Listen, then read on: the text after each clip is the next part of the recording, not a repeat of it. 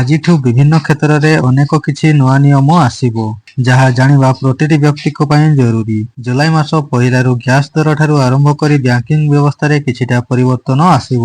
ସେହିଭଳି ଆପଣ ଯଦି ଟ୍ରେନରେ ଯାତାୟାତ କରୁଥିବେ, ତେବେ ପରିବର୍ତ୍ତିତ ନିୟମ ବାବଦରେ ଜାଣିବା ଆବଶ୍ୟକ, ନଚେତ୍ ଅସୁବିଧାର ସମ୍ମୁଖୀନ ହୋଇପାରନ୍ତି। କ୍ରେଡିଟ୍ କାର୍ଡ, ପାନ୍ କାର୍ଡକୁ ନେଇ ମଧ୍ୟ କିଛି ନିୟମରେ ପରିବର୍ତ୍ତନ ଆସନ୍ତାକାଲିଠାରୁ ହେବ, ଯାହାର ପ୍ରଭାବ ସାଧାରଣ ଲୋକଙ୍କ ଉପରେ ପଡ଼ିବ। ତ କଣ ରହିଛି ସମ୍ପୂର୍ଣ୍ଣ ଅପଡେଟଟି, ଚାଲନ୍ତୁ ଦେଖିବା।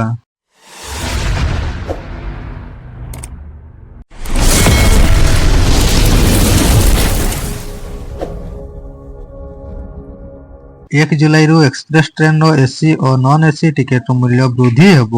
ନନ୍ ଏସି ଏବଂ ଏସି ଟିକେଟର ମୂଲ୍ୟ କିଲୋମିଟର ପିଛା ଯଥାକ୍ରମେ 1 ପଇସା ଓ 2 ପଇସା ବୃଦ୍ଧି ହୋଇପାରେ। 500 କିଲୋମିଟର ପର୍ଯ୍ୟନ୍ତ ସେକେଣ୍ଡ କ୍ଲାସ ଟ୍ରେନ୍ ଟିକେଟର ଦାମରେ ବୃଦ୍ଧି ହେବନି। ଏହାଠାରୁ ଅଧିକ ବାଟ ଯାତ୍ରା କଲେ କିଲୋମିଟର ପିଛା ଅଧା ପଇସା ଦେବାକୁ ହେବ।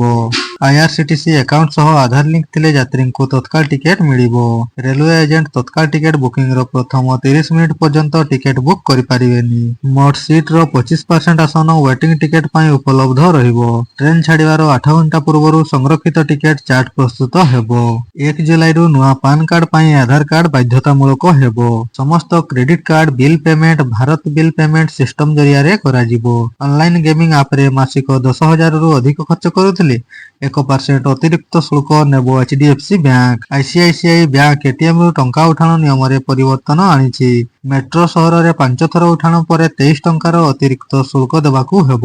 ଅଣ ମେଟ୍ରୋ ସହରରେ 3 ଥରରୁ ଅଧିକ ଉଠାଣ କଲେ 23 ଟଙ୍କାର ଶୁଳ୍କ ଦେବାକୁ ପଡ଼ିବ। ପେଟିଏମ ଭଳି ଥାର୍ଡ ପାର୍ଟି ୱାଲେଟରେ 10,000ରୁ ଅଧିକ ଟ୍ରାନ୍ସଫର କଲେ 1% ଶୁଳ୍କ ଦେବାକୁ ପଡ଼ିବ। ଦିଲ୍ଲୀରେ 10 ବର୍ଷର ପୁରୁଣା ଡିଜେଲ ଓ 15 ବର୍ଷର ପୁରୁଣା ପେଟ୍ରୋଲ ଗାଡ଼ିକୁ ତେଲ ମିଳିବନି। ମାସ ଆରମ୍ଭରୁ ଏଲପିଜି ସିଲିଣ୍ଡର ଦରରେ ପରିବର୍ତ୍ତନ ଦେଖିବାକୁ ମିଳିପାରେ।